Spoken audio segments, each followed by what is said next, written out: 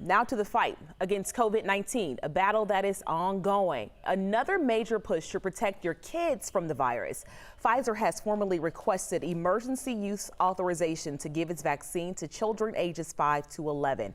Francesca Amaker joining me now. Francesca, this would make millions of kids eligible to get the shot.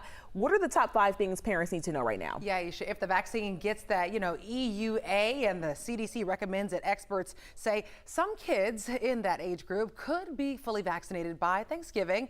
An FDA panel is scheduled to meet October 26 to go over this data. And with Pfizer's vaccine for adults, it took a little more than 3 weeks to get through the process from start to finish. And health experts also need to look at a dosage difference. Kids ages 5 to 11 would likely get 1/3 of the dose adults and teenagers get. And when it comes to side effects, officials say a young child may experience a sore arm, tiredness, or even a headache. You want to be the best parent that you can be, and with the misinformation and disinformation that's being spread, people don't know what to do. If the FDA grants an emergency use authorization, they are saying that this vaccine is safe.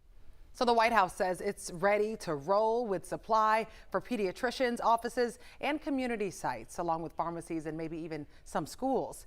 Could more states require COVID-19 vaccines for students? Well, the U.S. Surgeon General thinks so.